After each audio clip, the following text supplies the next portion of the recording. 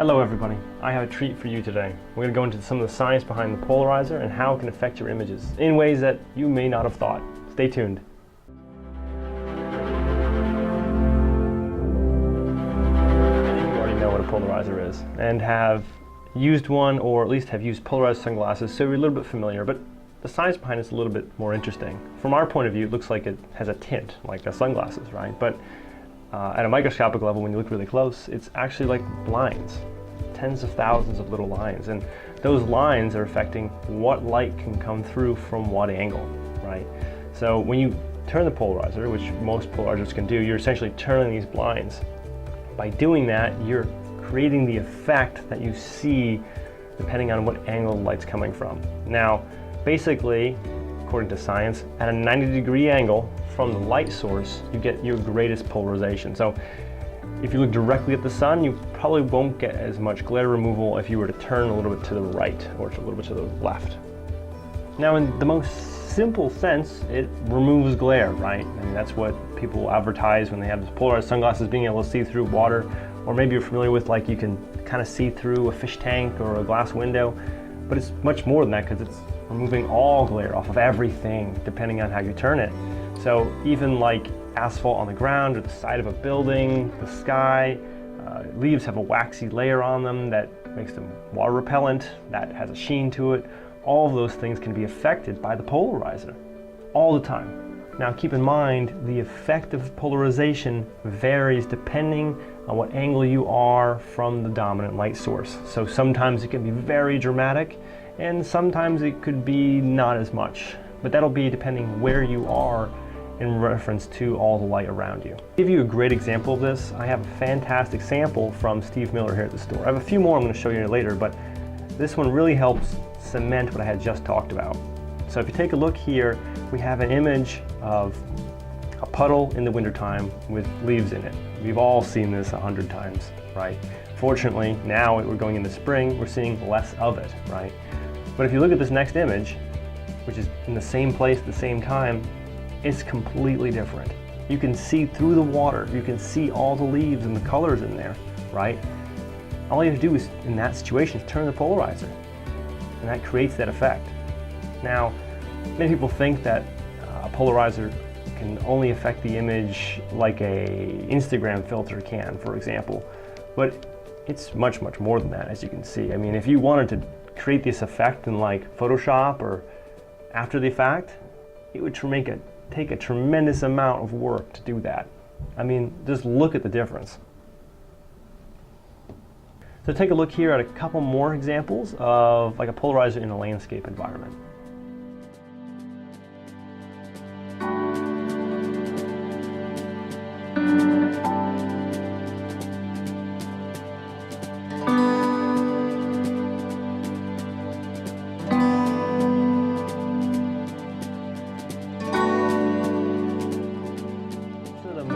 Common ways people think of using a polarizer in photography, but there's lots of other ways to use it, and you should all the time, because light's bouncing off everything, right? So think of like a car or even a person, right? We naturally have reflections. You can see one here on the side of my face from the light coming over here. You know, that can be helped be eliminated, but cars have tons of reflections all over them. You know, you look into a car, and a clean car, you could see your reflection in it, right? Well, sometimes you don't want to see your reflection, and you can help eliminate that with a polarizer. Now, if you look at even a person, you can remove glare off of the hair really, really easily, especially if they have dark hair, or like I said, off the side of their face. Now let's go a step further, and let's say that, you know, the polarizer isn't affecting that portrait of the person as much because of the way the light is. But if you pay attention, and let's say you have the backgrounds way out of focus, like in a nice flattering portrait, you can affect the background even though it's out of focus. So if there's a tree behind them or bushes, those bushes have glare on them. So if you turn the polarizer, you can actually make the green more vibrant, and it can dramatically affect your background.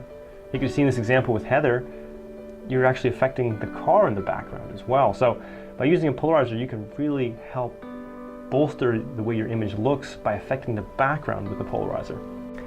Now, there's some YouTube influencers that have said that a polarizer has never affected an image in a positive way ever, but I guess that's up to everyone's own interpretation, right? I mean, if you look at these examples I showed you, they dramatically affected the image. And I would say in many cases made it a lot better. Okay, now let's remember that this is still gear we're talking about. So you need to make sure that you're not just buying any polarizer because it's going in front of your lens, right? And some of you may be apprehensive about using filters at all. I'll make a video about that also. But you're right in the sense that if you use a bad filter in front of your camera, you could negate the benefits of removing glare by reducing the overall quality of your image. So here at Dan's, we carry two lines of polarizers, the HD and the HGX, both from ProMaster. Now I'm not going to go too much into the differences between them. One is the standard, one is the premium. Neither of them will negatively impact your pictures, which is important. Now if you take a look here, I actually have two filters on. I actually put a protection filter over my polarizer to protect it because the polarizer is a little bit more of an investment. So just like anything else you use with the camera, make sure you're making the best decision possible for you and for your gear and for the outcome of your pictures. So that's all I have today for the actual technical information, but I do have one thing left. It's kind of like a photography party trick. So if you take three polarizers, and we'll start with just the two, if you put them across one another, you polarize from all directions. So making like perpendicular lines, basically almost no light is able to come through as you rotate them, right? And you create those perpendicular lines versus parallel lines, right? And basically what that means is it turns really dark, right? Now if we have both of them and we have them perpendicular so no light is coming between the two of them, you can't see on the other side of it. If you take a third polarizer and you put it in between the two, you could actually get more light through.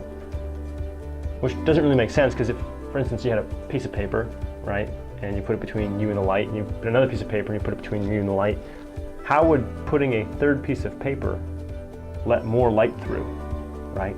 So it's totally wonky. And what's crazy about it is right now there's no explanation. There's some theories out there, but that's getting into like quantum mechanics and quantum physics, which is crazy because we're just talking about a polarizer. But unfortunately, there's no answer, which is actually kind of cool.